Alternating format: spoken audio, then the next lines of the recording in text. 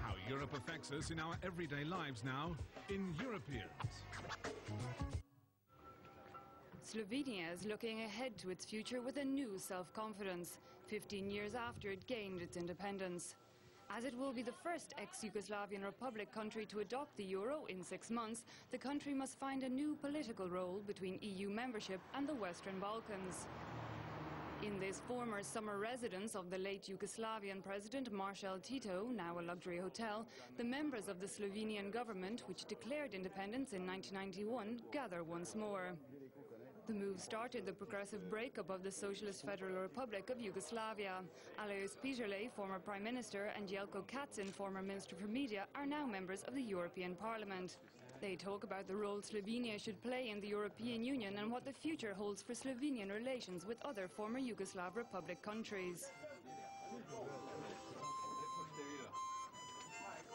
We had problems with Yugoslav integration, but we don't have problems with European integration. So we like integration in democratic terms. This was our goal. I'm sure that it's of strategic importance that all new established country in the space of former Yugoslavia will join the Union, because this will mean more peace, more security, more cooperation for Europe.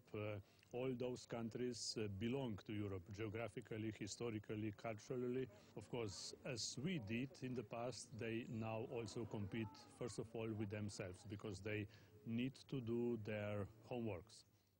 Independence was voted through a referendum held in December 1990. On June 25, 1991, it was eventually declared by the new assembly.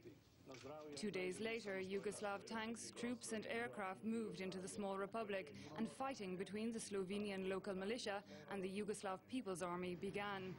For Slovenia, the conflicts ended on July 7th with the withdrawal of the Yugoslav military units.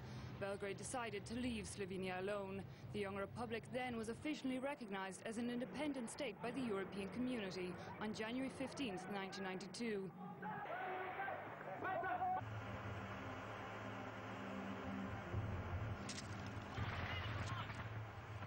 According to Jelko Kacin, the future of the Balkans is now directly connected to the European Union.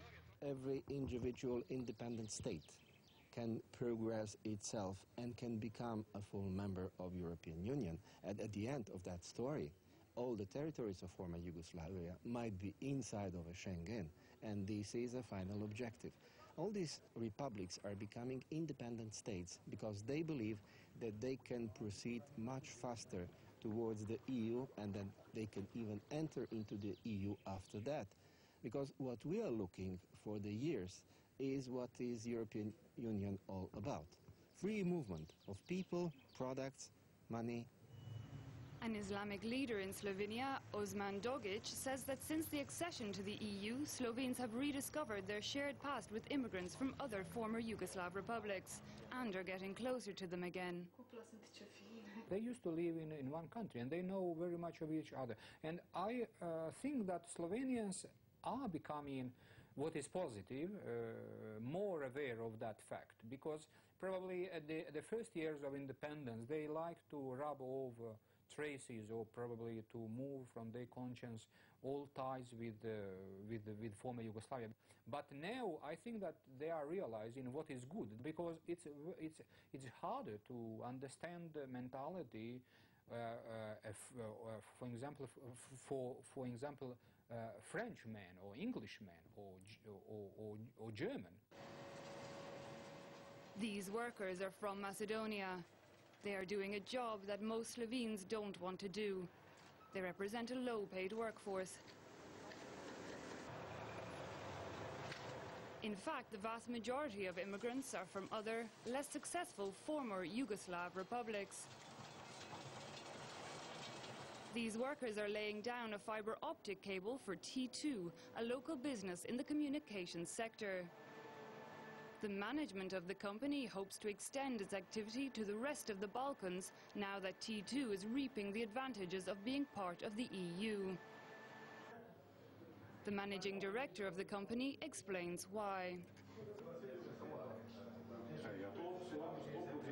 If Slovenia was not in the European Union, I don't think T2 would exist at all. So European Union has already proved quite, a good thing for T2. And obviously, as with a bigger market, it can bring a lot of benefits to us. Slovenia is about to adopt the euro, and the macroeconomic framework of the country is rather favourable to such a move. As a tiny country at the crossroads between Central and Southeast Europe, Slovenia wants to use the single currency as a tool to conquer new markets inside and outside of the European Union, as the Slovenian Minister of Finance explains. As you know, Slovenia is a very open economy. 62% of everything we produce, we do export, and we export without being dependent on a small number of firms.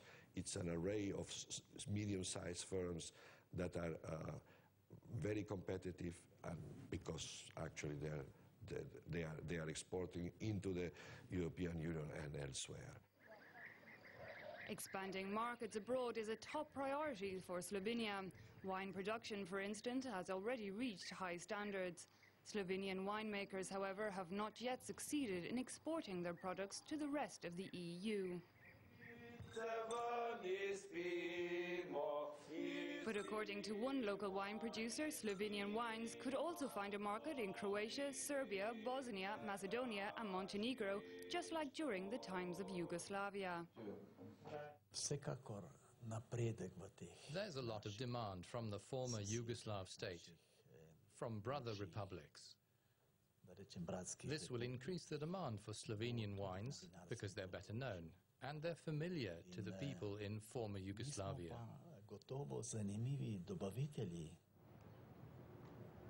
According to the Director General of the Foreign Ministry in Ljubljana, the Western Balkans are definitely among the top priorities of Slovenian international relations. We have good political relations with those countries and also economic. I mean, for example, 60% of our investments are focused there. Slovenes are both proud of joining the Euro Club and reluctant about the idea of being part of a sort of federal Europe. They have just achieved their goal of EU membership, but they are still afraid to lose their recently reached independence. Their national motto could be, perhaps, everything but a new federation.